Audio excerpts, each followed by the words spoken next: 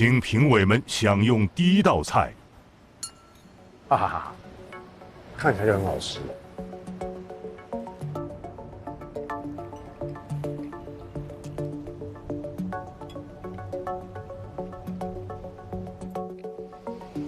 啲表情好令人擔心嘅。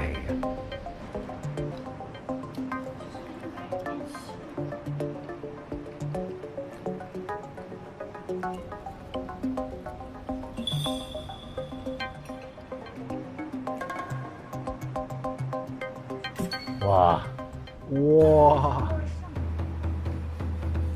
哇，他把炒饭做成了像鱼的样子。我嘴巴都歪了。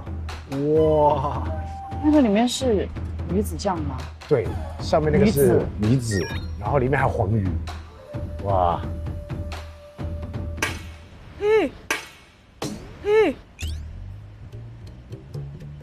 鱼还活着。不，盘子裂了。哦，烧裂，吓我一跳。哇，你看这个食神就不一样，那个气功，菜都上来，还可以把盘子都给弄炸。裂了。请评委品尝第二道菜。是锅气。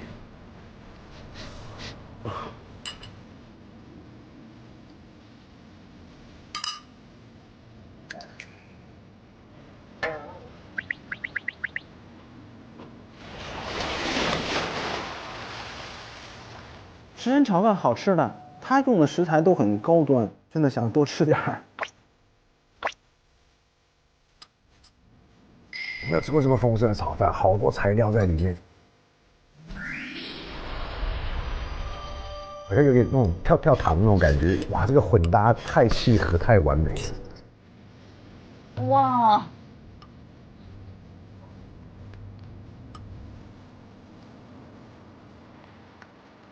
一粒都唔放過，食到停唔到口啊！好嘅，我都想試下，算啦，出嚟嗰一啖。仲有再做條魚。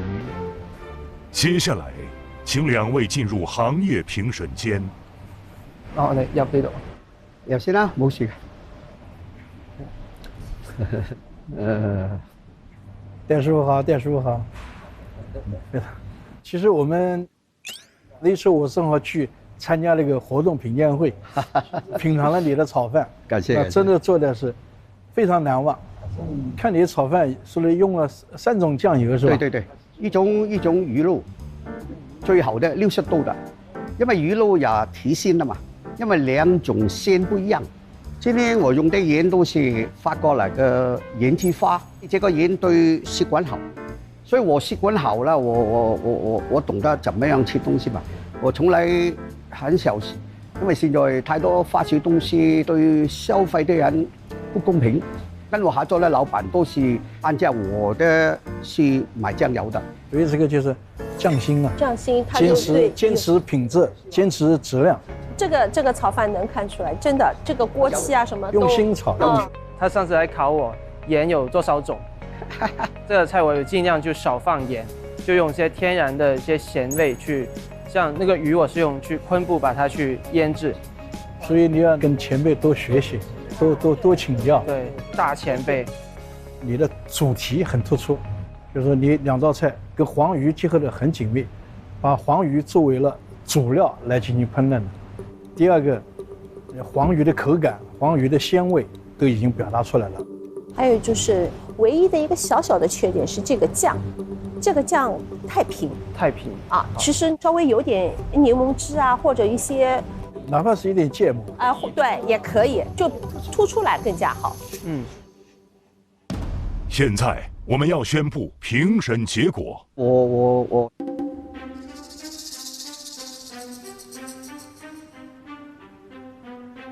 我俾年輕人走下去嘛。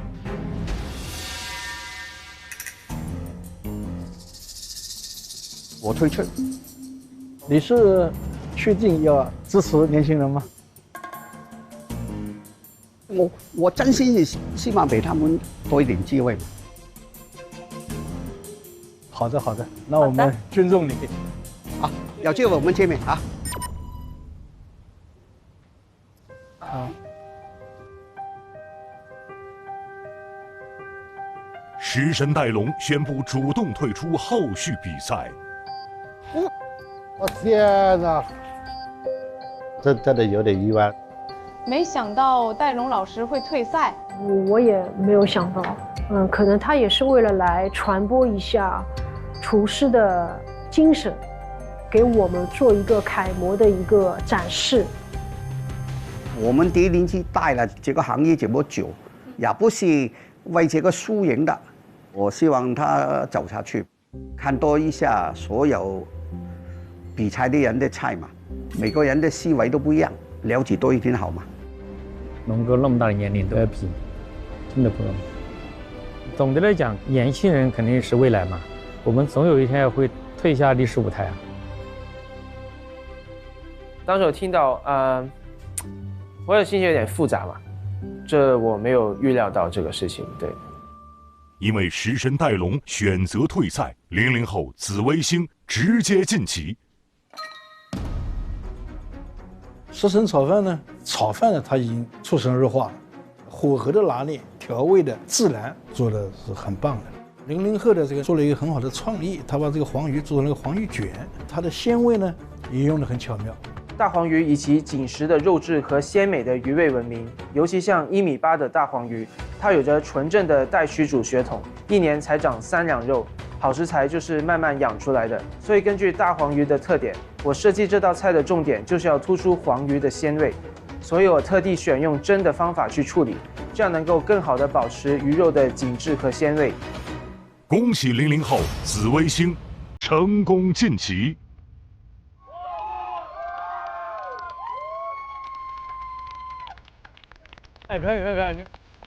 我内心很兴奋，但是也觉得很不真实的一个感觉。继续努力，最后也能像新厨一样，在舞台上发光发热。其实从00后紫微星戴龙师傅身上能感受到我们年轻人的朝气蓬勃，一直在往前走，学好多东西，然后又看到我们老一辈一直想给到我们年轻人有更多的机会，他们一直是年轻厨师们的一个坚强的后盾。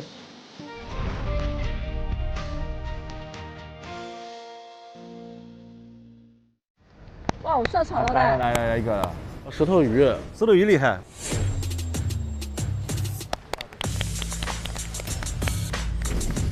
加油！加油！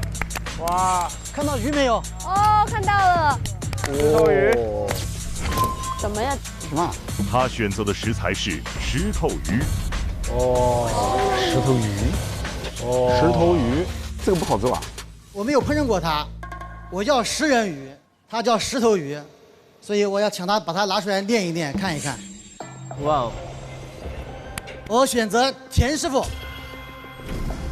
田老师在广州做湘菜，我是在长沙做淮扬菜跟湘菜的一些结合，我们两个有点接近，差不多。我先看到食材，他看不到食材，对他不公平，所以我选择了我没有烹饪过的食材。这个石头鱼处理不好是有毒的，是可以致命的。石头鱼学名的话叫玫瑰毒油，它是海洋里面的10大毒鱼之一，毒主要藏在背鳍上面。皮肤褶皱里面有一个白色大概1厘米左右的细刺，如果不小心被刺到的话，就要及时去就医。你选择我的话也是非常致命的。哇 ，call back。所以说你要小心一点。120分钟倒计时开始，加油！加油，开始。田老师其实他做海鲜很厉害。我是田广豪，我来自广州宋朝，是餐厅的主厨兼公司总部出品负责人，从事餐饮行业已经15年了。田广豪老师呢，他是湘菜大师级别，他做的一道姜辣风味的斯里兰卡蟹被评为黑珍珠年度菜品。每年的黑珍珠餐厅大概有300多家，只为从这些餐厅里面选取10道最佳菜品。曾带领团队连续4年入围米其林指南，2024、2025年拿的是黑珍珠一钻。这石头鱼有毒，他们说是什么最毒的鱼？最毒的鱼，危险了，9级危险。我觉得还是蛮刺激的。我在选它的时候，我不知道它有毒，我选完它之后，我了解之后才知道它有毒，买不到它。刮台风，很多海鲜都受影响，石头鱼到现在都买不到，它真是天塌了。距离节目正式录制还有6天，距离正式节目录制还有5天，根本买不到这个石头鱼，我没有办法去测试。哎，陈经理，石头鱼今天能来吗？距离节目正式录制还有3天，还有2天时间，也买不到，一直买不到石头鱼，真让人头疼啊！石头鱼是非常难处理的，因为石头鱼的皮非常不好去，而且石头鱼的这个刺呢带有一些毒性，整体骨头又硬，皮又难剥。它的难度在它处理方法，在它宰杀的过程，还有它的一种做法。哪怕找一条回来给我练练手也好，依然找不到这个石头鱼，着急了。后来再查资料，知道了这个石头鱼跟河豚鱼接近，所以就买了这个养殖的河豚鱼练练手。还是蛮艰难的，你没有用活的石头鱼整个的去加工测试，你不知道它到底是不是符合这个出品的要求，对于整个的时间的把控，你还是心里是没有底的。到最终的这个它的肉质的口感的呈现，到目前为止它还是一个未知的。没有鱼是菜，只是被老天做局了。我之前亲手做过这个，比赛的前几天的话，我自己亲手处理了。丰顺的有一家餐厅，它是做石头鱼为主菜的，就买了2条石头鱼，自己回去去烹饪去做。对这个食材的一个理解，我是很有自信。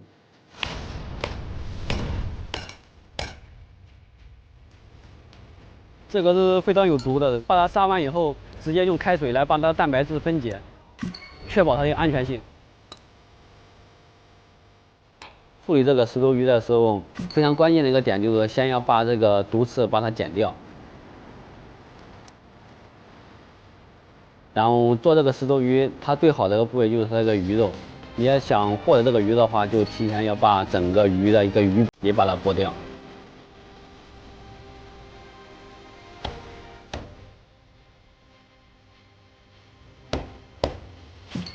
行云流水一样的操作，看着带劲。但我觉得田师傅对面那个师傅对这个鱼一点信心都没有。戴了个墨镜，他也害怕，他也没杀过这个鱼。你看他那个石头鱼在那里动，我吓死了。于老师他做事不够野性，太斯文了。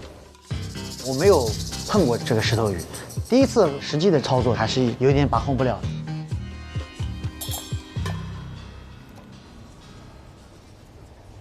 这鱼怎么那么丑啊？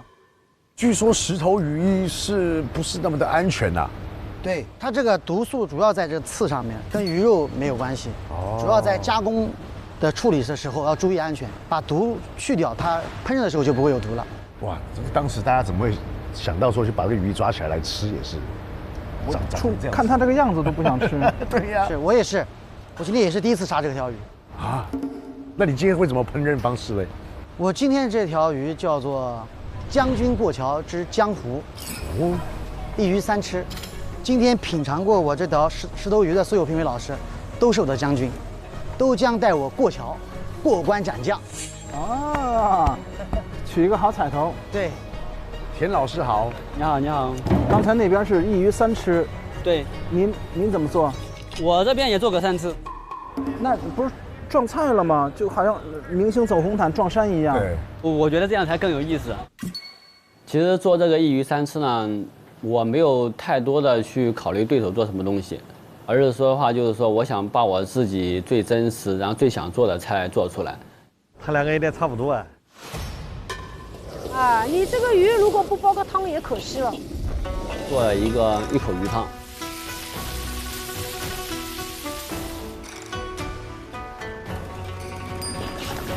开始加汤煮了吗？那个鱼汤，哇哦！对，他炸了那个鱼，然后又炒，然后把它压碎，然后加水。他熬的这应该第3汤了吧？奶白的，我的妈呀！其实我想表达的就是用它最质朴、最传统的方式，把这个鱼汤那个鲜味展示出来。浓汤也是中国的一大特色亮点。我用青椒紫苏这种味型做这种过桥鱼片，好香啊！他那鱼汤放了辣椒。哦，真的啊？你知道吧？对面那个也是制汤高手。哇，好白，好想喝。盖码饭，蒜香辣烧。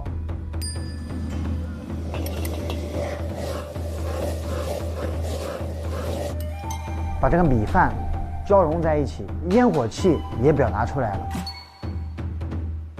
我做了一个黄贡椒低温油浸的鱼柳，鱼柳是比较厚的，可以把石头鱼一个 Q 弹的质感给体现出来。结合了新鲜黄贡椒的一个鲜味，加上干黄贡椒的一个辣味，低温油浸，把鱼肉的一个水分跟汁水很好的保持住。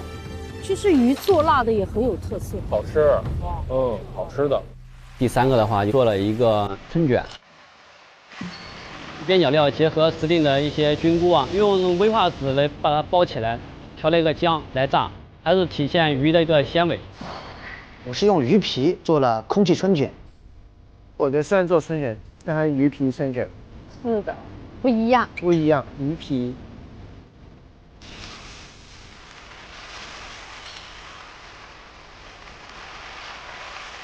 好香，漂亮，好看。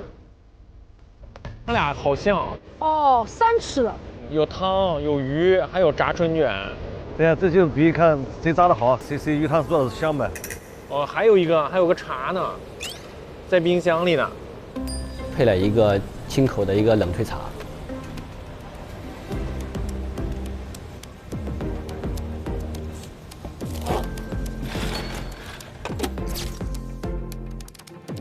装盘了。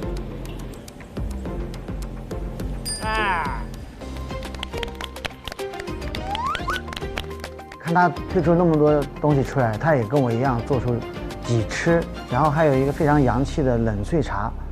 我那个时候我有点担心嘞。本节目由点外卖更优惠的淘宝闪购冠名播出。李锦记蒸鱼豉油，提鲜增香，能蒸善炒，全国销量第1。厨王拼手艺，周转看实力。本节目由实力大品牌杜小满赞助播出。好水煲好汤，好水煮好饭。本节目由每一滴都有源头的农夫山泉赞助播出。营养均衡就吃金龙鱼1:1:1，金龙鱼1:1:1调和油，全球销量第1。本节目由百厨认证弹出好功夫的陈克明华夏软坛面赞助播出。本节目由我家海鲜慢长成，闭着眼睛放心吃的1.8米赞助播出。江南美食先在常州，感谢本节目文旅战略合作伙伴中国常州鼎力支持。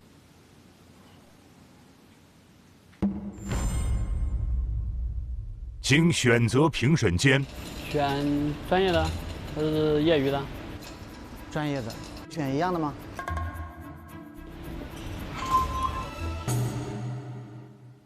请评委品尝第1道菜。我在这都闻到那个鱼的味道了。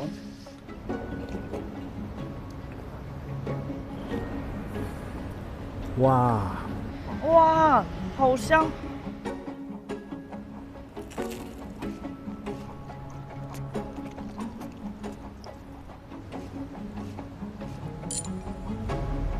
卤汁和这个饭裹在一起，非常的入味。满口都是有紫苏，还有一个辣椒香的一个鱼汤，能够吃得很清晰的鱼肉的这种味道出来。请评委品尝第2道菜。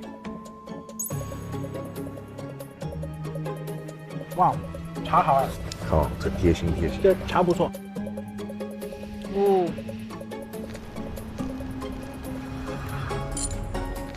辣味啊，香味啊，都表达出来了。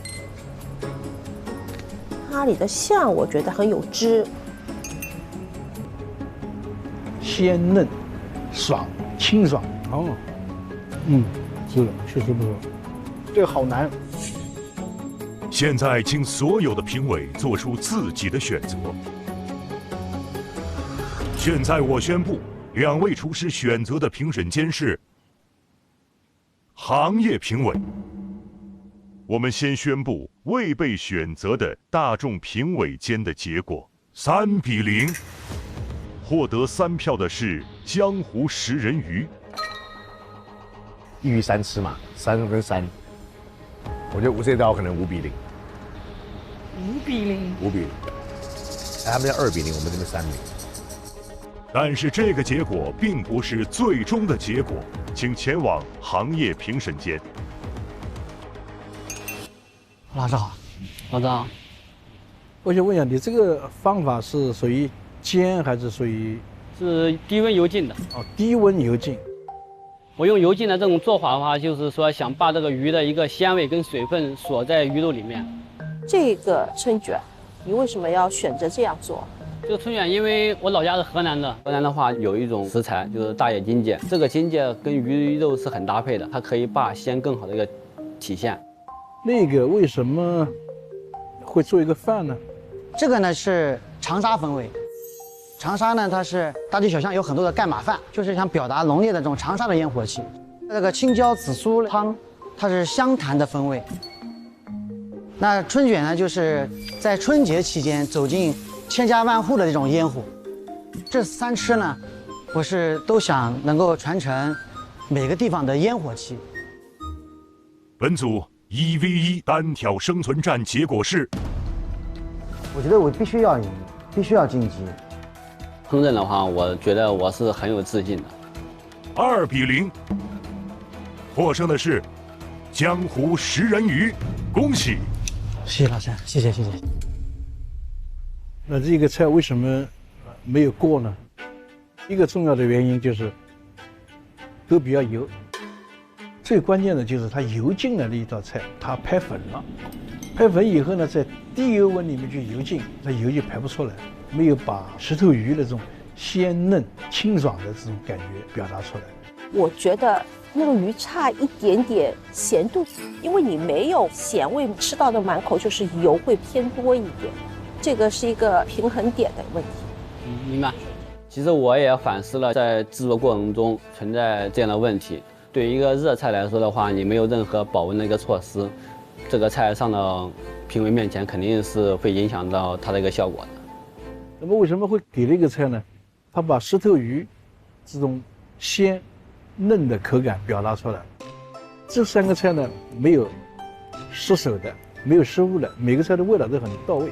我觉得这道汤是非常好，因为嘴里还鱼香嘛，然后慢慢的吃到你的饭，所以说它是一个很好的一个搭配。大众评委3票都投给了江湖食人鱼。吃完那个饭之后，再喝一口那鱼汤的时候是吧。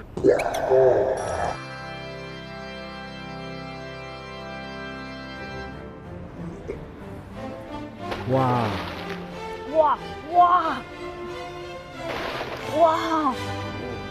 他跟薄荷一起在打我。哇！ KO 了，爸，你知道哇，一直在惊喜我，完全 KO， 对不对？完全 KO， 对啊，它里面那个鱼肉完全做到了100%。这汤是哪位选手爆出来的呀？好鲜呐！能给他请来吗？这汤太好喝了。叶老师，您能告诉我怎么熬制的这汤吗？这太棒了！煲汤的用水其实很讲究的。 水呢也是其实是非常容易被忽略掉的，好水煮出来的汤才会这么浓郁。就像我平时呢都用农夫山泉来煲汤，天然的水和食材充分的交融，才能把食材的鲜味都带出来。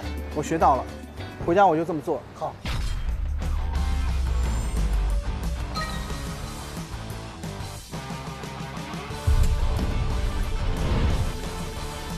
哦，太厉害了，太厉害了！心惊胆战啊！这个地方真好，对吧？我用的为什么？完全都凉了，完全都凉了，有什么办法？油啊！他做的一碗米饭，做了一碗汤，加了个小炉子点在那边，他没加小炉子，凉了。我肯定想胜呀，对，但是对方能够走到今天，是不是能够站在对方对面，成为我们 PK 的对手？他们肯定是一个了不起的对手。还好有几十年的功力在这里，足够优秀。我第一口下去还没有咀嚼的时候，那个味道就已经在我嘴里面散发了。他做的菜真的很好吃。哇！哇，这个味道好香啊，老师，有一种好像回到湖南的感觉。你这个鱼是怎么做的呀？我现在在做的是湖南风味的蒜香鱼杂盖码饭。这个鱼杂啊本身特别腥，用这个蒸鱼豉油啊，它可以有效的去除鱼杂的腥味，还能提前增香。它的豉香呢很浓郁，这个爆炒时啊，锅边淋一圈，可以激发它的锅气。加油加油！那边3个人一点声音都没有，他们太安静了。画风不一样，我说那边是魔法组，打内功的。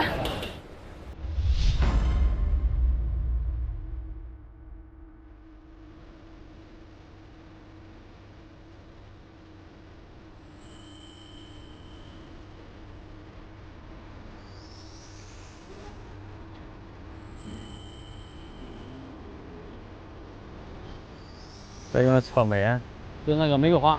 哦，都是玫瑰花。Hello。这次怎么又有那么多花啊？玫瑰花。对，然后这次有去云南，专门为了这次去云南，然后准备了2个鲜花，然后香这个想说希望把好运也带给你们。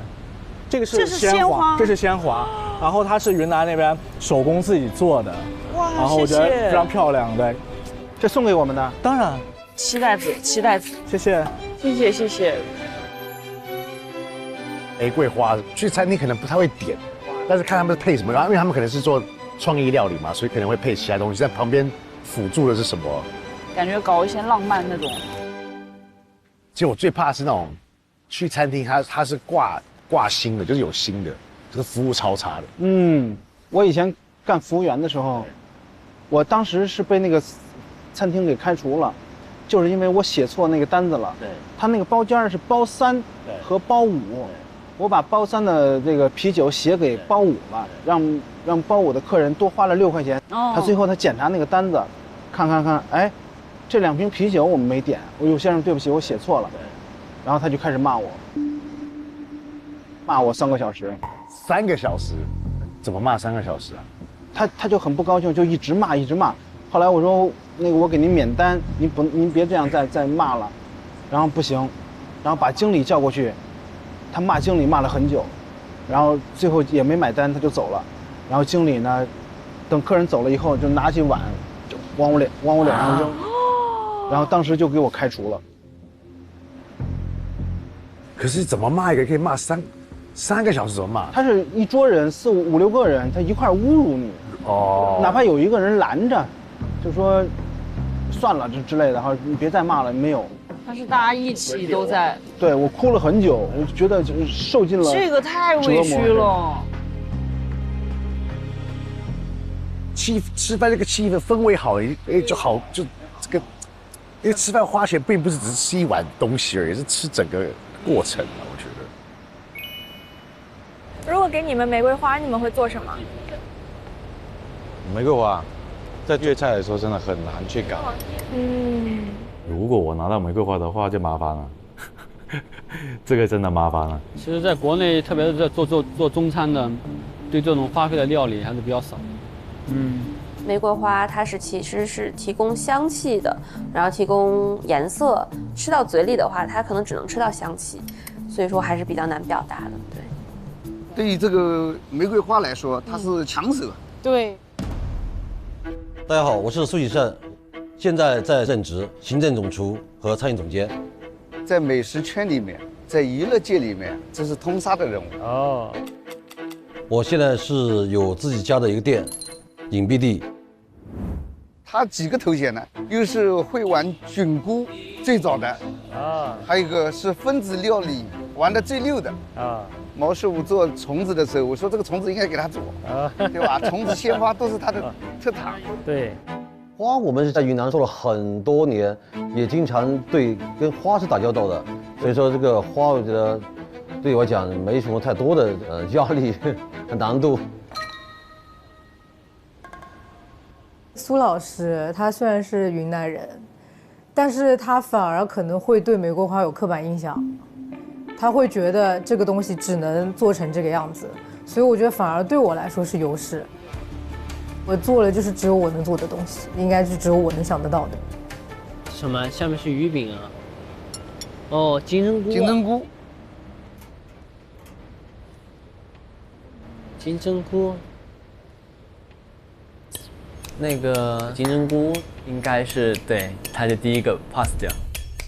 那个没看懂他做啥。我也没看懂。他做了一个 cinnamon bun。它主体是一个金针菇，但它看起来会像一块肉，因为我们主食材是花，它唯一有的味道就是香气，所以这次就着重会从香气上面去做它。我会先打一个玫瑰油，然后做一个玫瑰纯露，那个纯露会用来做一个给菇上色的一个 glaze， 是想要让它有一个看不到玫瑰，但是吃到嘴里就都是玫瑰的一个感觉。所以它的菇是主题是吗？塞牙呀！那我觉得苏师傅包赢了。苏老师把那个云南特色都带来了。现在这个香是来自这个吗？乳扇的这个香，就是这个。对，乳扇，它是用羊奶做出来的。其实这也是最早的这中国的这个分子料理，其实就是这个。听到玫瑰花，一般就是像什么糕和酥。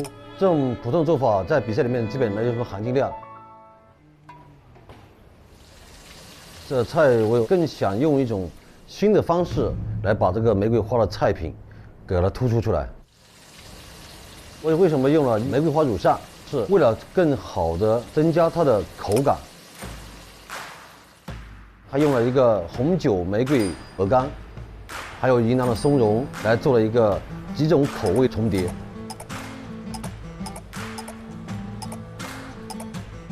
他很懂东西，他就知道怎么去搭呀。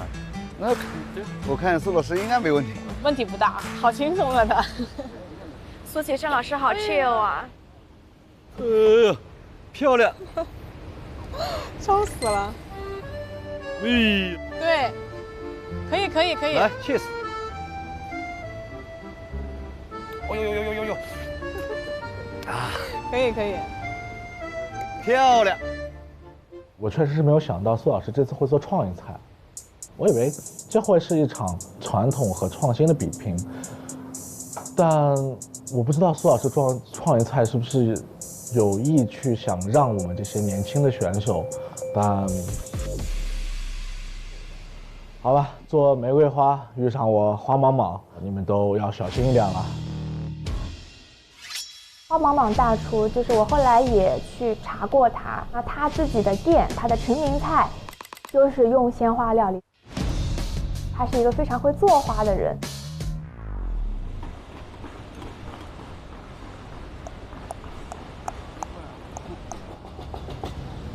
这哥们去蒸吗？这哥们去蒸蛋，现在玫瑰花蒸蛋呀！我也是醉了。是用到了一个鲜味的水蒸蛋，上面有玫瑰天妇罗熬虾来让这个蒸蛋变得不那么的无聊。酱汁的部分呢是用玫瑰去煮的土豆来做的玫瑰丝绒土豆泥。它卷的是什么东西啊？卷的红菜头嘛，里面又是牛肉，它是做的什么？没馅，还有鱼子酱呢。那你的玫瑰呢？你的玫瑰是什么呀？用到了红魔虾，然后去里面加了自己腌制的玫瑰。去做了一个红魔虾塔塔，在上面的部分呢，我会用四川的跳水泡菜卷成玫瑰花的形状，在里面补充酸味。那现在它卷的是什么？是用玫瑰腌制的甜菜头片，在下面是一个玫瑰手打的糍粑，然后把它切成小粒，加上荔枝和来自云南的木红玫瑰一起搅拌好。王颖说这种又是什么？就不会做菜。是能淘汰2个是吗？你看来了。哦，液蛋来了！哇，苏老师这个液蛋稳。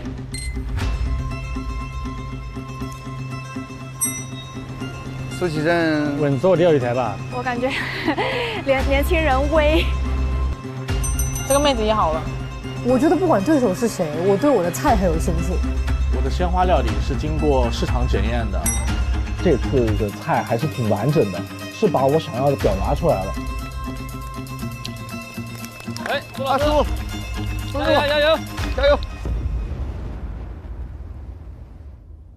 现在讨论你们将要选择的评审间。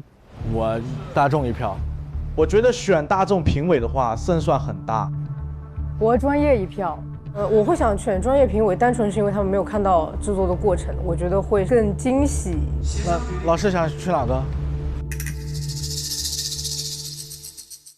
请评委品尝第一道菜品。这个花能做成什么样子？这是要想一下。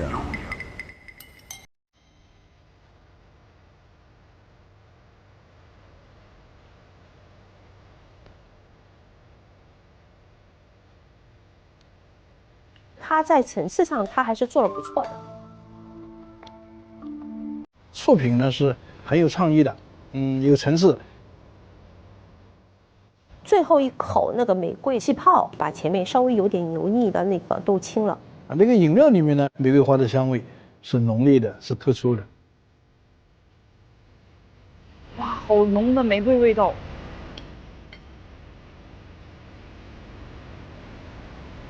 我干嘛吹它？都不烫人了。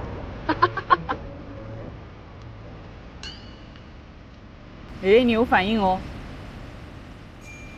你刚刚反应还蛮大哦。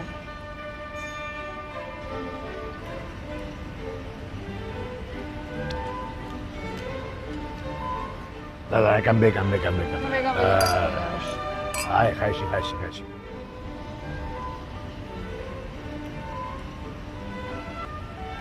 这是挺喜欢，老师还是可以。弄好你们两个，我需要你们两个再来对一下。不用了，老师你进吧，我们还要去常州恐龙园呢。恐龙不是在云南吗？怎么去那个？恐龙哪里云南哪里？恐龙在云南吗？陆丰啊，大型恐龙谷啊。真的假的？开玩笑。你说的是化石。化石啊。我们说的是游乐园。对，两回事。没办法。这确实有代沟，这个。请品尝第二道菜品。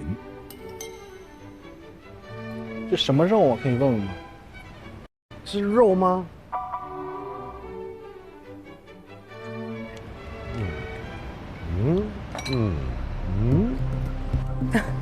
他怎么吃疑惑了，歪头呢？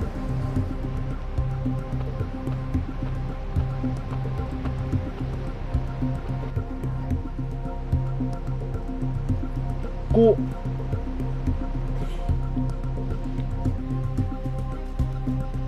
想法是很好，他用菌菇做成一块肉嘛，他用肉汁做成肉的素肉的感觉。请换第三道。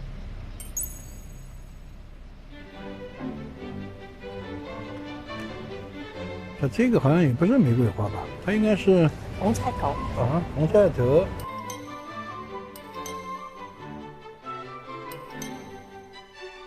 绿色的鲜。这么正经吗？不要这样。下面那是什么？海鲜之类的。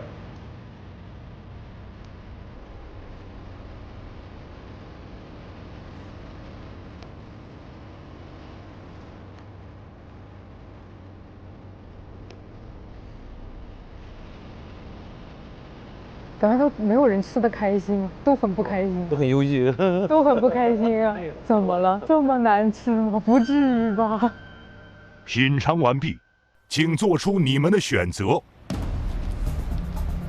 毫不犹豫，毫不犹豫。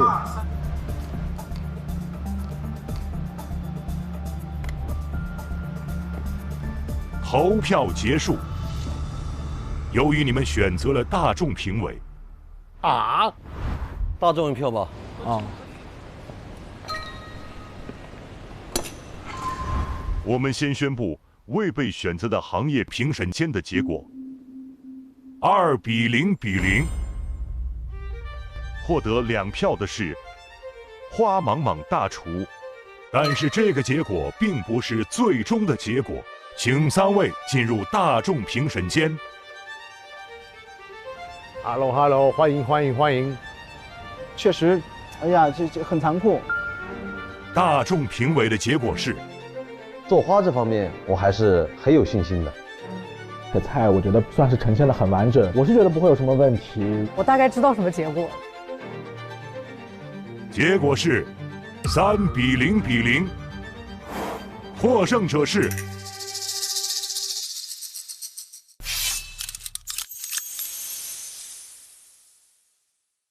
获胜者是花莽莽大厨。恭喜恭喜！我没选苏老师的原因，是因为我在他的主菜里没有吃到玫瑰的味道。表达的太多了，鹅肝慕斯啊、乳扇啊，还有它这个浓厚的酱汁啊，掩盖了玫瑰花的清香的味道。玫瑰菌跟玫瑰花风马牛不相及了，里面几乎没有吃到任何玫瑰花，也没有吃到玫瑰花的香味，跑题了。可能因为我这次没有做到极致，它不是一个100%的我的东西上去的。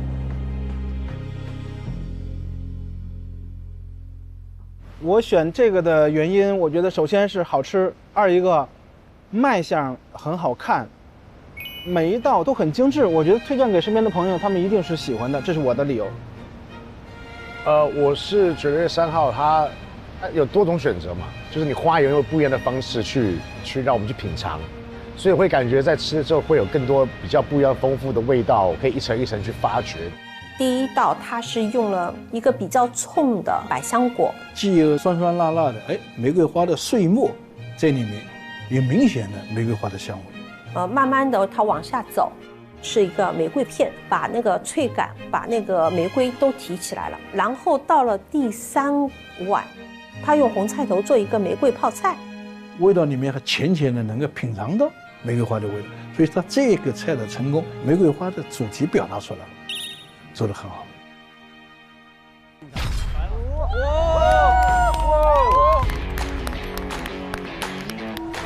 好，谢谢。客气，哎，太客气了，太客气了。算是把这口憋着的气松了下来。之前一直真的想争下这一个名额。我有点懵，他做的东西我还没搞懂。我觉得胜之不武，没关系啊，下次碰他，把他干了就好了呀。直接把他干了。还不该点吗？结束了吗？你怎么搞的呀？你怎么搞的呀？你怎么放手把人家上来了呢？对啊。淘汰对于我们来讲，这没有什么害羞。我作为一个米其林厨，你还打不过一般的厨师。你就丢脸了，我觉得这个不是这样说法。我们做菜啊是用一个平常的心去面对好和不好。来了，加油！这组是做3黄鸡，终于是简单的食材了。越是这种家喻户晓的食材，越难做得很惊艳。当时我看到3黄鸡这个食材，我觉得它虽然很常见，但是要把它做得很好，我觉得很难。越简单的食材，其实能展现更多味道和传承的烹饪，所以我会选择。好好吃。既然你这么真诚，有这么自信的，我就接受你的挑战吧。唐师傅是我很尊重的一位前辈，是一位很厉害的厨师，在欧洲是领军人。我姓唐，名叫志威，我来自马来西亚。我2001年去当大厨，然后的话，2013年就帮公司拿了1颗米其林，也是第1颗。那时候整个欧洲里面只有我一个华人厨师拿到这个米其林。大师他是在海外的知名度比较高，哈卡桑你们听过没？哈克桑是被公认为全球最有影响力的中餐厅之一，是伦敦的美食地标。如果你在欧洲，你提起中餐厅，最早想起的就是哈克桑。他是当时的哈卡桑的这个集团的行政主厨，前后陆陆续续拿过7颗米其林星星，一共。英国第一位华人厨师在中餐厅里面拿到1星的。哦，那就厉害。对，很厉害。所以你是做中餐大概做几年了？我应该从这行40多年。从事厨师这个行业，这是我外婆的影响，因为我外婆本身是客家人。说外婆会烧了一个客家菜，蛮香的，无形就激发了我将来长大之后我要做厨师。您一直在英国工作吗？现在在英国自己开的餐馆。我觉得在国外吃中餐是就是家乡的味道。对，而且对旅游很重要。我只要打开社交软体，第一个找的就是中餐啊，中餐。对我来说啦，一个礼拜吃西餐真没办法，一个要把我们吃多肥啊，真的。对，所以找中餐真的是很重要的事情。所以你在那边拿下这个米其林，让我们中餐都可以吃到，真的是太开心了。我们把中华料理带去国外，就是说以前的是粤菜，现在的话就是说很多川菜啊。之类啊，湘菜啊，都已经在国外的话，就是开始已经发展。因为我太久没有回来了，有7、8年没有回来。这个回来的话，希望可以更多一点厨师交流，尤其现在我看到国内蛮多的年轻的厨师蛮优秀的，我都希望带更多的中餐的元素带去国外的话，希望可以发扬光大。是，给外国人知道我们在全世界里面就有这样一句话，团结一条心。对。让更多的外国人知道我们中国美食非常的棒。是，中华料理上下5000年历史，我们很多菜肴都是从中国这里出来的。虽然我是海外华人，这次回到祖国，就是说回到中餐的老祖宗。这次我选到了谭老师，他是我很尊敬的一位老师。我跟谭老师有一样的想法，就是做中餐的传递者。所以说，我想做一些有传承、有味道又有故事的菜品，那就想到我的家乡中国台湾，所以我选了三杯鸡嘛。做这道菜的话，其实它本身的文化底蕴很深厚的，因为说真的，这道菜我在澳洲住了20多年，每次一回家，我母亲第一道菜品、第一桌就是做三杯鸡。它不仅是我童年的味道，其实也是海峡两岸同胞的一个共有的味道。为什么会这么说呢？我有一次去江西出差的时候，我才知道原来三杯鸡它源自于江西哦。对我来说，只有味道可以延续，大家的记忆才会都一直在。所以我要做一些有记忆、有味道家乡菜，然后同时呢，我还会给一个 surprise， 待会你们可以尝一下。最喜欢惊喜。对，三黄鸡。鸡肉是我非常喜欢的一个肉类，所以我对鸡的嫩度啊，对鸡的这个他们做出来的这个火候，我觉得我都会蛮挑剔的。所以他们会用什么样的方式呈现给我们，其实也是挺好奇的。我觉得三黄鸡这个简单。三黄鸡现在我拿来做茶香鸡，这一道是很传统的粤菜，从我学徒的时候都已经开始做了。今天终于有机会看到唐师傅做的菜了。它这个是标准的过冷河，把三黄鸡烫水，去掉它的油脂跟那种异味，然后的话我就开始炒糖色过那个卤汁了。用炒糖色的话，卤出来那个鸡那个皮会比较亮。卤汁也是蛮简单的，鸡汤加上生抽、冰糖跟糖、药材。卤好之后的话，把整个鸡放下去，用了30分钟。黄老师，哎，你那个糖色熬得好啊！是吧？我说对面的小家伙没有一个人是熬得出来，你们学一学啊！被他呛到了，加油！肚子饿了。你饿了，马上来。前面天在干嘛呀？哪个？没看明白他在干嘛。他做鸡肉，鸡肉为什么用于虾椒啊？谭老师，粤菜老师吧，我想过，因为他肯定是以传统的烹饪方式。对我来说，我不可能做传统的三杯鸡去跟他拼传统的广东人做的烹饪的鸡。所以说，我想做一道菜品，我之前没有做过的，放心山海风味的三杯鸡。一杯进3的话，其实我是用传统的三杯鸡的手法，爆好姜还有鸡肉。那一杯进海，我把海融汇在墨鱼滑，还有虾，然后用法式的鸡肉卷的烹饪方式卷在一起，然后低温慢煮。然后最后一杯是进人世间，那我利用了百合，还有三杯汁，还有青花椒，用砂锅去焗，让它的人世间的味道有烟火气的感觉。哇，烟火气！哇，烧得旺啊！鸡卤好之后的话，我就撒上一点蜜糖，开始放了一个烤炉，加上一点米饭、片糖、跟那个茉莉花的那个茶叶放上去，给它慢慢的熏。本身的味道的话会渗入它的鸡皮，就熏法的话就是蛮香的。这熏你们也很难掌控的，这样的设备你稍微不注意，都熏得过头。老师傅经验还是丰富一点。唐师傅定定心心，事先足够聪明。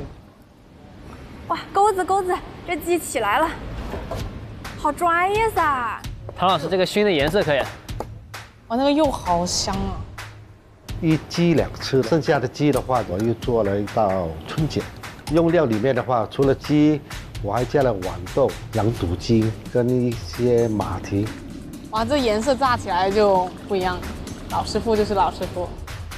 对我来说，我可能会比谭师傅他胜算一截，就是因为我本身都一直在中国这边，所以说做出来的味道可能会比较融合本地人的味道。所以呢，这次比赛我觉得我是有信心的，能打败谭师傅。信心肯定是有，外婆的味道无形中增加我的信心，我一定不会输。好，哎 ，very nice， 好，这组啊，应该没压力。唐老师花样还挺多的，那必须的呀。我蛮看好宝岛主妇的。请选择一间评审间。你要大众评委还是要专业评委啊？现在，请所有的评委品尝第一道菜。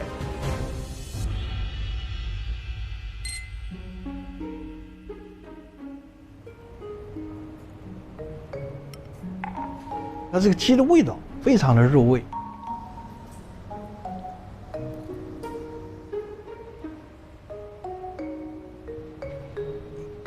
里面是嫩的，外面是有点脆脆的，所以那个反差感还蛮强。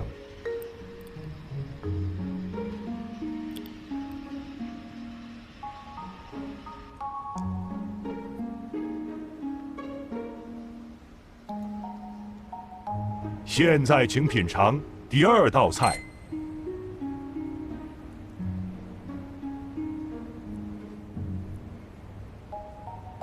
口感非常的嫩滑。烟熏非常恰当好处。唐志威做的鸡肉非常嫩，非常好吃，非常的入味。它有一点点熏鸡的味道，有一点点烧鸡的味道，有一点点烤鸡的味道。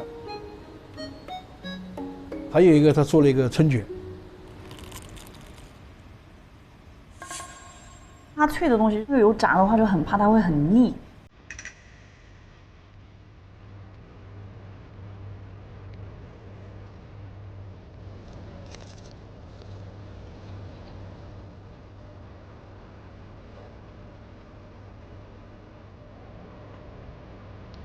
这个有点难，我个人觉得有点难，有点难不吃完。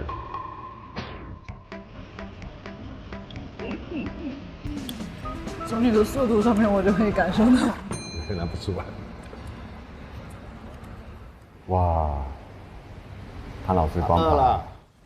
品尝完毕，请所有的评委做出自己的选择。好难啊，这个都好难啊！当下就是觉得说，这2个料理是都好吃，可是不一样的方向，不一样的体验感。我会比较多吃哪一个？两边对这个三黄鸡的料理，我觉得都非常好吃。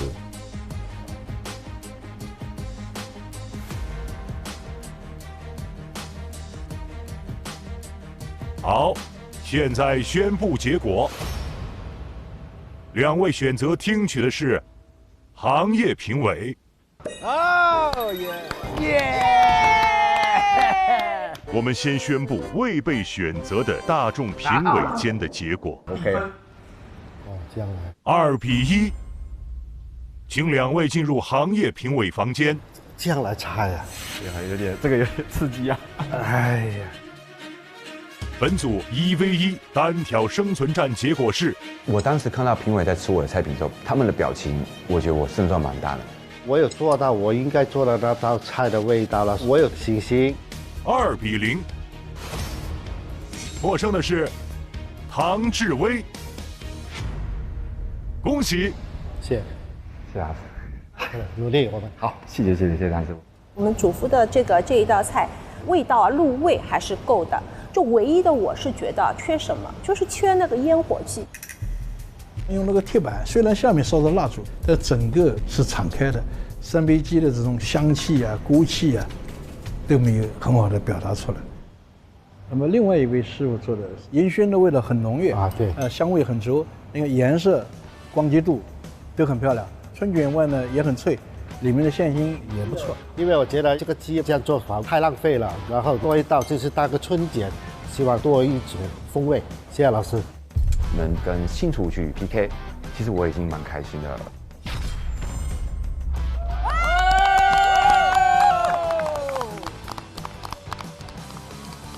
虽然我是海外华人，希望跟这里的年轻厨师在切磋，希望可以看到更多的精髓。继续的把中华料理带给全世界，把中华料理发扬光大。哇，大厨你在做什么？闻着好香啊！我在做创新版的三杯鸡，特地用了金龙鱼1:1:1来炸这个鸡肉卷。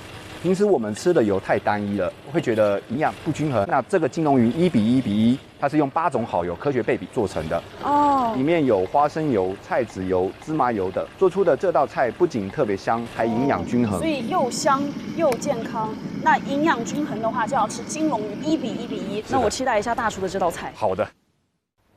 本轮1v1v1单挑生存战的食材是菠萝蜜。挑战高维度的哦。我选择的是菠萝蜜。我一眼就看到菠萝蜜。其实我当初看到菠萝蜜这个食材，我就很感兴趣，因为它本身就是一个偏东南亚热带的一个水果嘛。菠萝蜜分2种吧，一种是熟的甜的菠萝蜜，水果菠萝蜜，还有一种就是生的菠萝蜜，它可以用于烹饪，它有点像一个蔬菜的感觉了。你说难度的话，我就觉得要体现这个菠萝蜜，因为它很甜，然后又水分不多。然后菠萝蜜本身呢，气味比较大的。小东老师，请多指教。啊，胆子真大！热带水果应用到我们的淮扬菜制作当中去，好像也没过。一个做淮扬经典菜的老师来做菠萝蜜，肯定很有意思。我想看看他能做出什么样的菜。相信对他来讲也是一个挑战，大师总有翻车的时候嘛。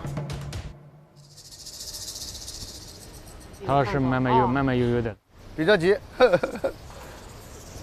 陶老师他也是扬州4大金刚之一。陶晓东老师，他是淮扬菜泰斗级人物，淮扬菜金奖获得者，2次受邀为法国总统马克龙的宴会掌勺。就看看我们陶老师能不能给到我们传统惊喜啊！淮扬菜的刀工跟头发丝一样细。这个都有刀客之称啊！淮扬一把刀，3刀里面的1刀啊！我放到水里面去，我不服。怎么说？我服，来，我服。这个细到什么程度呢？把它泡过了以后，拿这个针啊穿过去。我就知道你会习惯性，咱就是习惯性动作啊，肌肉记忆，肯定是可以穿过去的。好，穿过去了，厉害厉害。这就是淮扬的刀工。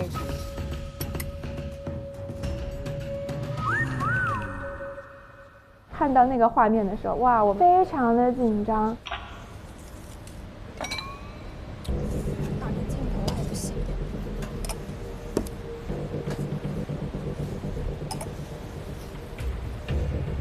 你看那姑娘做东西做的脸都红了，懵了。太软了，有点不成形。没关系，用花包的好看一点。你还是可以的。整个行，不要慌，再包一次。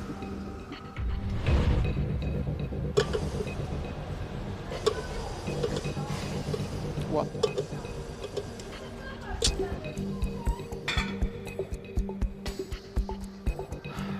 别紧张，兄弟，别紧张。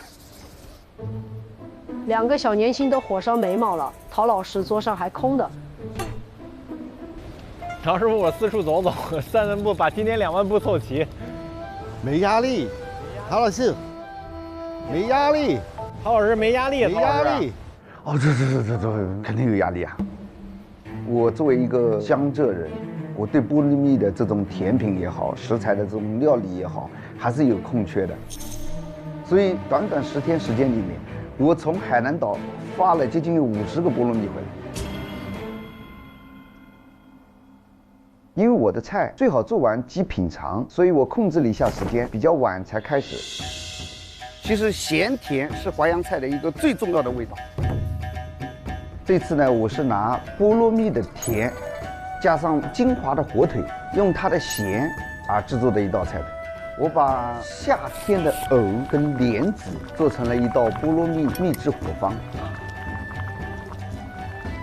菠萝蜜的果肉的鲜味融入到了这个咸甜适中的这一道菜当中。其实这个火方呢，是淮扬的最传统的菜，所以这道菜能体现出淮扬的经典传承，又能感受到东南风味的融入。哟，啥东西啊？你看，我跟你讲，它东西越搞越多的。菠萝蜜的气味很重很独特，但水分少。所以第2道菜呢，我是用了一个萃取的方式，用高温蒸馏萃取的菠萝蜜的汁加入到了酥里面去开酥，再用菠萝蜜的籽磨成的粉，加入黄油、蜂蜜，加上鸡蛋做成了馅，做成了一个千层酥的概念。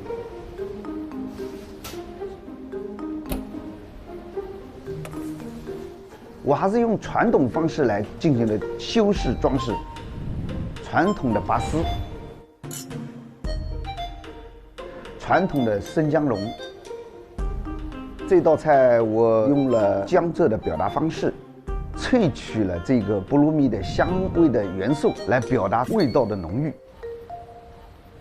每一道淮扬菜的背后，它一定会有呈现的它的方式，所以我这2道菜我又给他附了2句话，我说最是江南好风味，咸甜一缕寄相承。